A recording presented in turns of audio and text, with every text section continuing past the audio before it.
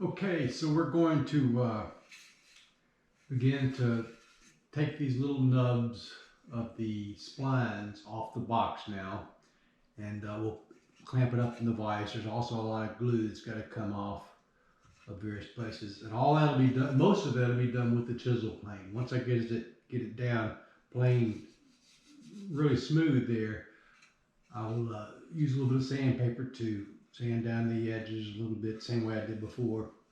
So there won't be any sharp edges there, or just knock it off a little bit. So it's good, feels good to the touch. And I had to be careful through this because I don't want to put undue pressure on these things, but they're only slightly proud, maybe less than a 32nd of an inch. And so I should be able to slice those off. Although it is harder wood, it's walnut. But the oak is just as hard, maybe even harder. So we'll see about that. I'll be using two different planes. Remember, I had that one piece, one edge right here that, and I don't know whether can you see that right there? I think the GoPro could see it. All right, so can the GoPro see this? There should be a little bit, let me turn the light over here. So you can see it. Now, all right, so if I get the light at an angle on this thing, you can see right there that little bit of an edge right there. That's what I'm gonna have to repair along the way. I won't be doing it wood filler, I'll just be planing it down over there. So we'll get plenty of light on the table over here and go from there. Get something to drink. Okay. So here's this vise. This is a nice vise, by the way. It opens up that far, and it's a very heavy duty vise. And it's got that quick slide adjustment like that, so I can push a button and it slides back and forward. And then when I get ready to clamp it down, I can just squeeze it up like this. And I'm gonna have I want that side to be slightly caught by the vise, but not too tight. Just want it to be sturdy with that. So I'm going to let's see if this GoPro sees on this. So yeah, I'm working on the GoPro, and let me see if getting closer helps any.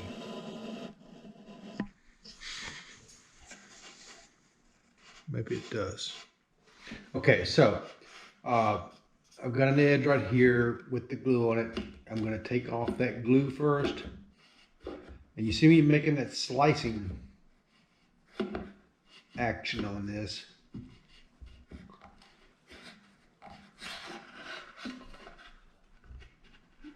Keep the plane solid against the surface. Making some headway. I want to be very careful. Something just fell off. Okay, that's good. That's just what I've already cut off. Fell off a little bit, and it just broke. That's what I was hoping not to do. Okay, I think what I'm going to do now is try to come at it from this side, where I don't put quite so much pressure on pushing it away from that edge. I want it coming from the edge in.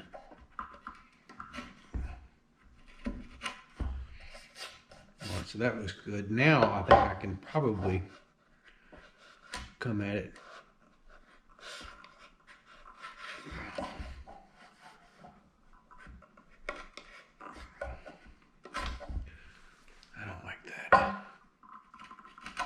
Wow, that worked.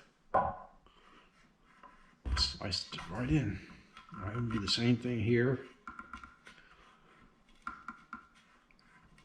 I'm pressing down hard with this so that the plane is riding right there. I do have to lift up a little bit because it is a heavy plane. And That's a safe direction for it to press free all at once. It's got some glue it's got to get rid of.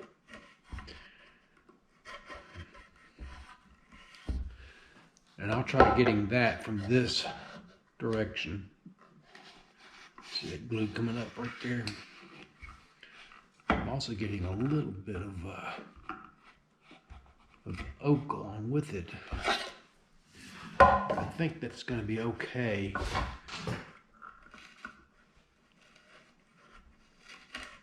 There we go. That sliced it just fine like that.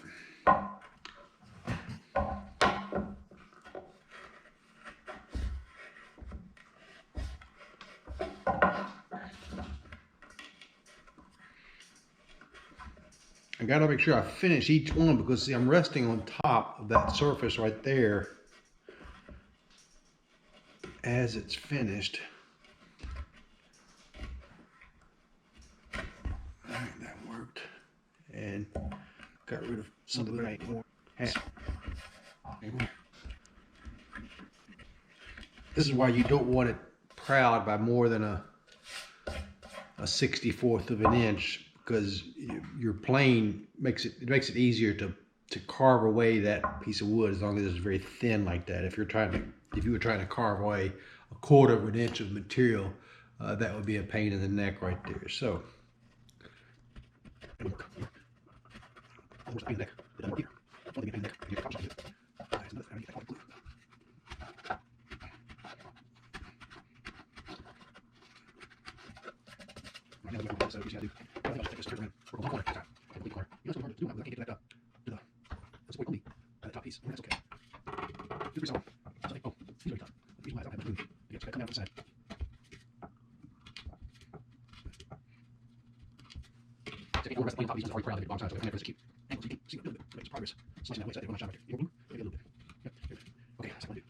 This is where it's better to use a sander because it will not create any end ring, which is what this is.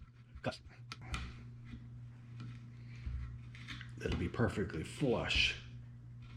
You'll always have somewhat of a bump after having done it with sandpaper because it'll cut the softer wood faster than it will the harder wood, and leave it still feeling proud even though it's nice and smooth.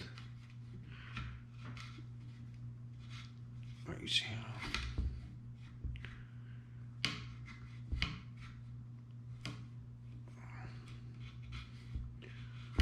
Okay. Now, a couple more on this side. Second one, probably the hardest. I want to bust. Oh, I do pick one. On made me shit.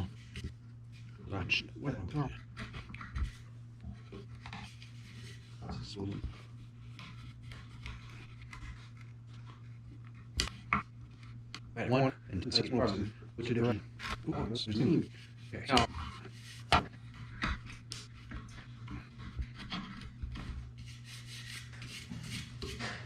Now, see, I've got it much better because I can move this plane all along that side so I can get at these a little easier. I still don't want to put all the pressure going out towards the edge because that's how that breaks off. But I do want to take a little bit off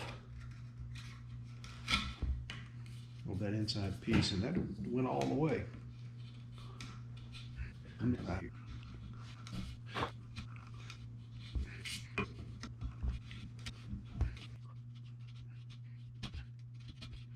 still sharp.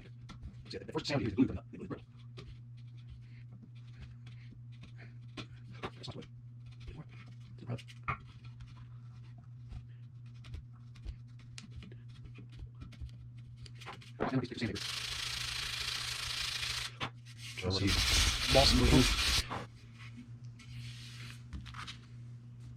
May need to use this block plane right here.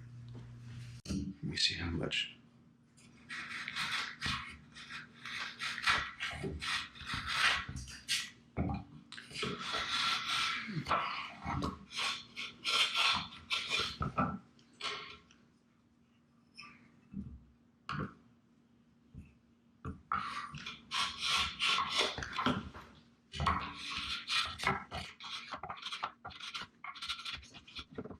a little bit.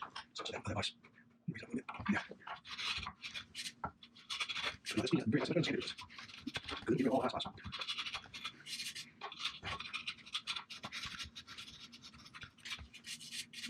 One sweat. So just that's what it is.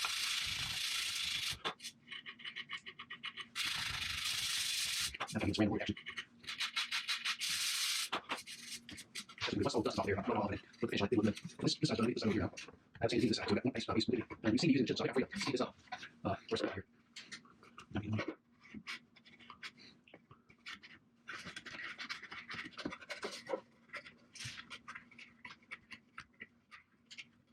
I'm slicing into it and lifting up. These are broken off to keep it from applying pressure under pressure. For remainder cut, and then I can slice all the way. That worked much better than before. I think I had my planing iron skewed here. It's kind of one side and the other. And that's what much more chisel is supposed to. Yeah, it's just like it's always having flat back, so it's just always not hard. Anyway, it doesn't act completely flat. That's you can measure against a piece of wood and cut. And it's just a more you cut things off. So I use chisel do the same thing. That's what this plane is designed for. So you chisel plane. And you got the heavy, you can put a strength to do it, and you control which is what you need. Just like this. I'm trying to cut this like a knife. Now lift up a little bit to get a piece off.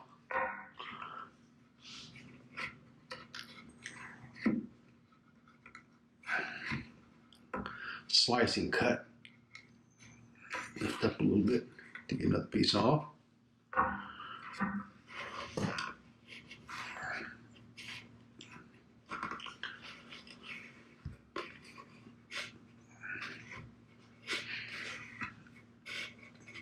That's some hard walnut. Let me attack it from this side. That slicing way.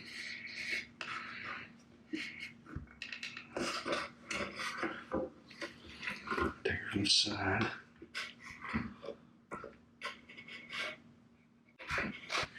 This one. My outcrust. So this is good. Goed. Zo. Ja. One piece left, and there it goes.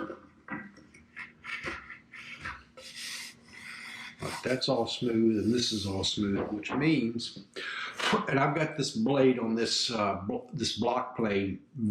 I mean, probably it doesn't even cut 1/1000th of an inch when it's cutting. It's only out by just a hair.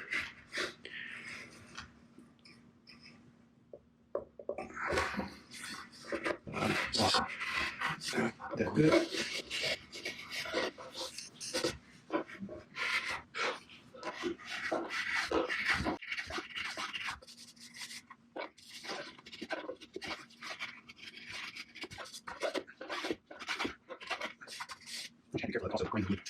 Don't let it pick up a piece that would tend to be going down away from the plane. In other words, if this is the way the grain goes in the wood, you don't want to be slicing your chisel into that blade, because it'll pick up that piece of wood and go down, you know, where the grain of the wood is, and cut it back. You want to be able to slice it from this way. So you always got to be thinking about grain and things like that.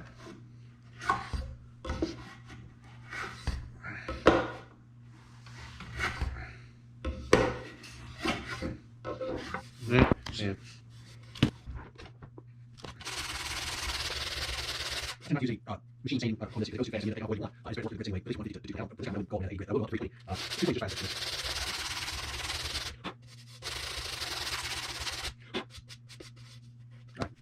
All this does is eliminate the 150 grit scratches and bring them to a 20 grit scratch. So that's all they did is scratch wood, and each grit sanded higher makes finer and finer scratch. That's why you have to go straight from 8 grit to 20 grit. You got to work your way through those bits of paper and build it back. Okay, so I think we're going to get this wrong side right here. I'm going to save that short side for last. I have this other side where I'm just seeing that I'll figure that out again. And so I'll leave this side first. Okay.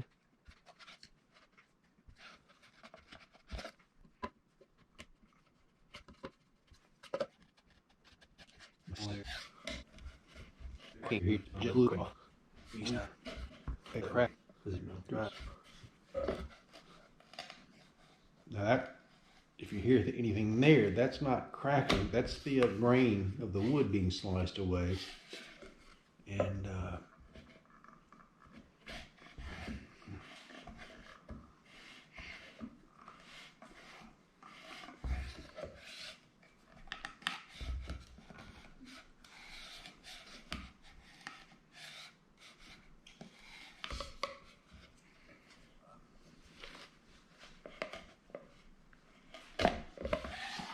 One thing you need to remember about these splines is the direction of grain is like this and like this on the corners. We want that grain to hold those corners together like this. If I put it in sideways grain, where the grain was running in this direction, that would make it easy for those two sides to split apart because that grain is providing those strength there. So it's that grain going opposite of the way that is glued together. So that's what gives it its strength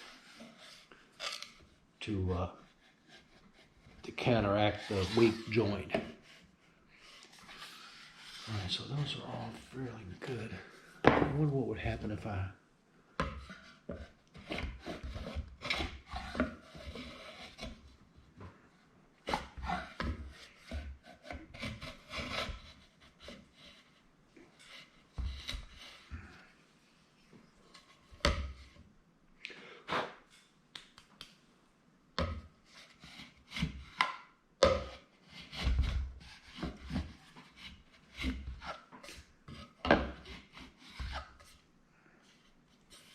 So, but we really are working with very, very fine tolerances. So anytime you're using planes like this, you can work in 1/1000th of an inch at a time to do this. Now, the chisel plane is a little bit different in that if it's very proud, the piece you're working with, you're having to push really hard, and so that sliced off.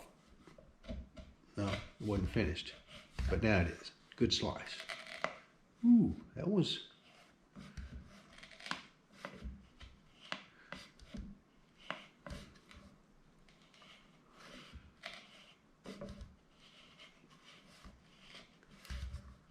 Now I need to come at it from this direction so that it won't break off a corner.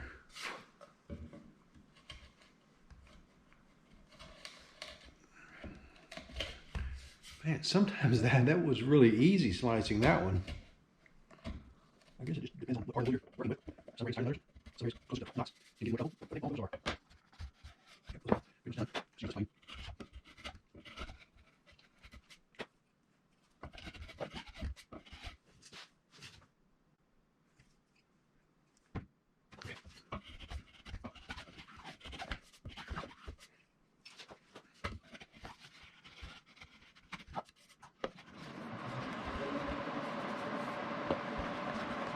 Right, ready to go.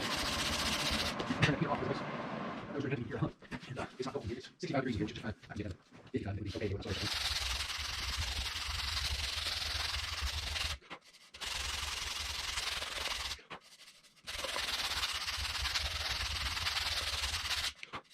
That's nice.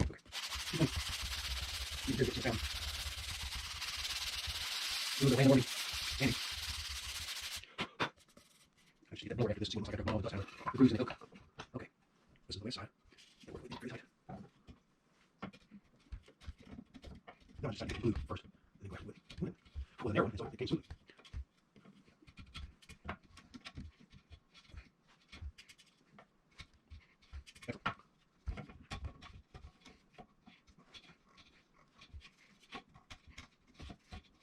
You can't get the saw blade too close to these things because you're going to mess up the sides. The box will never be perfect. Square, flat, or true. And that's all it is. So if you need, the reason we cut that local was because remember, when I glued up the wires can't get inside on one side, and that changed the dimensions here. Not enough for anybody knows. But enough to make a difference when I was doing that. Cutting. All right, that's that side. Big old piece of glue right here.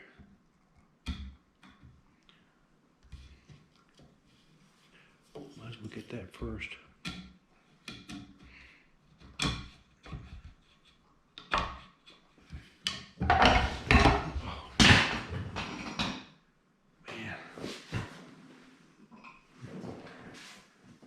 That may stop this process because I may have, we were so close. See the cut? That blade came down and hit my hand, and that's how sharp it is. It just put a slice right through it. Not deep, but it cut through the skin all the way. I don't want to get any blood on on my project here, so I'm gonna just hold it on my hand like this.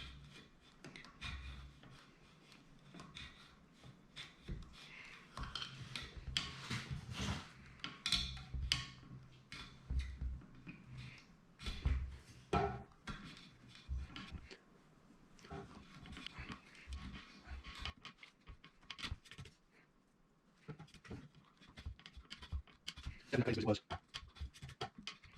That was just a piece of. Piece of one. Well, you know what? The blade is not touching all the way.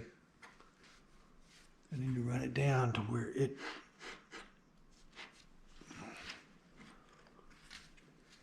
loosen it up, and then make sure it's touching.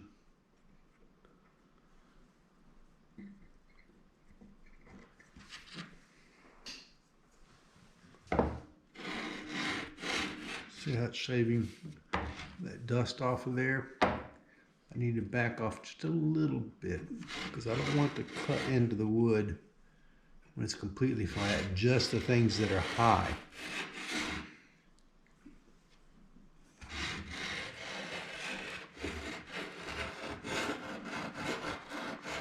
I got some glue on this table and it's taking that glue off really well now, so I'm going to tighten this down tight. And we'll see how that does.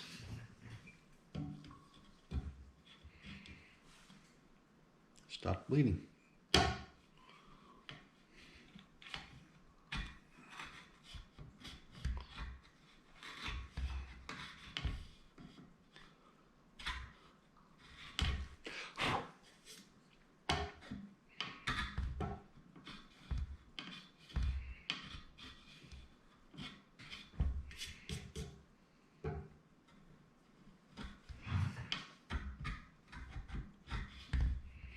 You know what?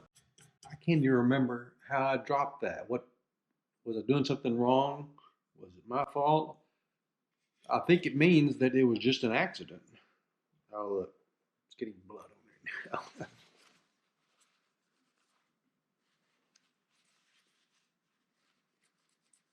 Blood there.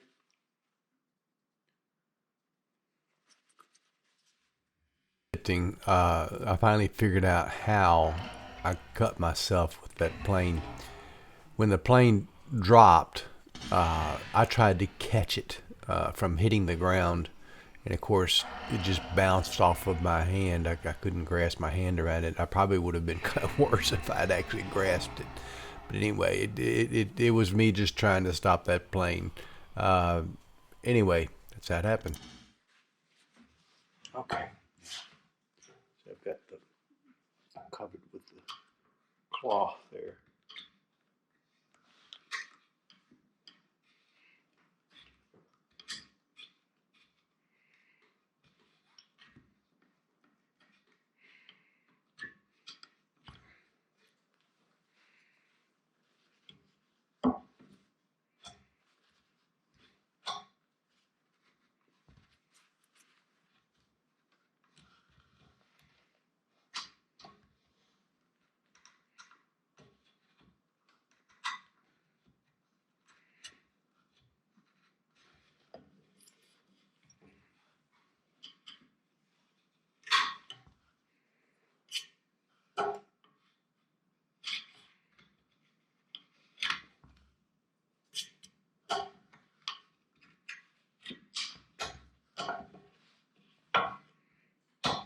Getting that glue off of there.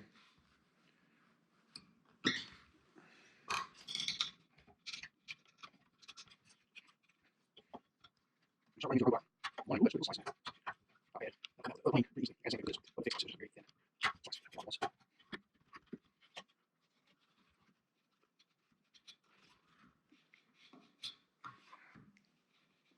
I think that blade could use to be sharper. Now, Rob Cosman, one of my teachers in hand tools, would fuss at me for not stopping and sharpening my blade right now. He's big on sharpening often, before you start running into problems. And doggone it, I want to finish. And so I may be sorry. He's right. I'm wrong. But I'm playing the odds right now that I can get through this. This was the last piece.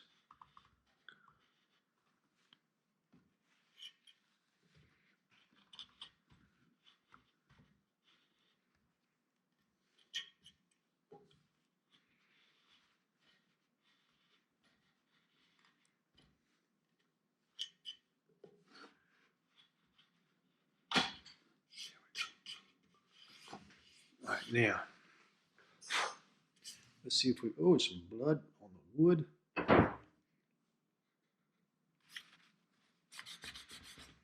Maybe that's something my grandchildren can show their future children. See that red spot right there? That came from Granddaddy's blood.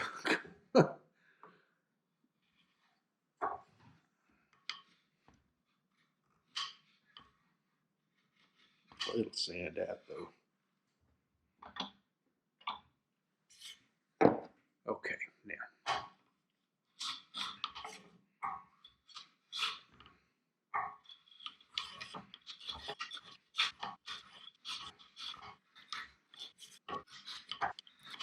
I'm careful. Almost the same thing.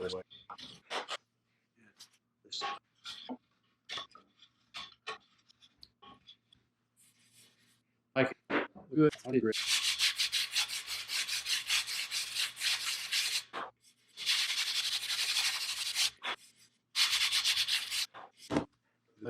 There, that. I was going to bed. It's doing neat. Will morning out here. And where you can. All good. Mr. GoPro, there's one flaw I see. You see that little black hole right there? That one piece didn't get pressed in all the way. It looks fine on this side, and it's got a little corner out of here. So I'm not sure what I'm going to do about that. I could resaw it out or just put a little bit of filler in it and leave it be. But if it's filler, it needs to be the same color as this walnut right here, which I think I can get that at Home Depot or Lowe's or something like that. So we'll see about that. I got a trip to make over that way anyway. All right, let me blow it off and see what it looks like. I'll just blow it off and bring it back.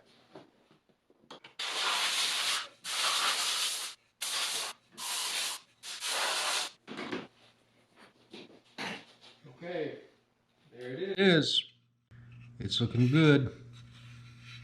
There's that one little gap right there. It's hard to see, but a tiny little bit of filler may do it. And this is a place where it cracked out right there. I was pressing from the wrong side and it broke away. Lessons learned. I hope I don't have to learn those lessons over and over again. Seems like I do. Now you'll notice that where these two splines are further apart and these two splines are equal distance, that's where I'm going to cut that the top off, and we'll do that on the table saw. The first three sides are easy. The last side's tricky because you don't want it to close in on itself. Once it comes loose, that's a kind of a dangerous cut. So you have to put some spacers in there, the width of the blade, and then kind of clamp it together to keep it from doing that. Once you've done 3 of the cuts, you've got to put a spacer in there like that. So we're getting close to being able to put the spalted top on here, and that'll go. So I think I'll stop this video now, do some editing, maybe publish some things to YouTube later. All right, let me sit here and talk to you about the usual end of video series here. This is not the end of the series, but it's into this particular episode. And I just wanted to ask you, please subscribe to the channel. That'll help us a lot. It'll get us more people. We won't get advertise to other YouTubers that are interested in woodworking or whatever we may be talking about until YouTube notices that people are interested in this channel. And the way that interest is shown is not just by views. Views are important, but the views come up as people subscribe and as people click that bell and as people click that like button. That's how that happens. So that's why I implore you every time you watch this that you help us out by doing that. I would appreciate it. If you like this content, that's what will keep us around. Now, you know, my main motivation in doing this is not to build a big YouTube channel, even though I would be blessed if that happened. My main point in doing this is I'm archiving footage of everything that goes on in this shop, every tool I'm using, how to use it and everything for my grandchildren, so that they can one day, when they inherit all these tools and so forth, they can use a shop well and be safe and do quality woodworking and do those sorts of things. My trade actually was as a carpenter back when I was in my 20s. For 10 years I did carpentry work and remodeling and things like that. And then I went back to school for a little while, really about 6 months, because I got hired away to do computer programming, believe it or not. And so I'm a software developer, been one for years, started my own business back in 1980. 84, 85, after being in my own business in the construction business for that 10 years.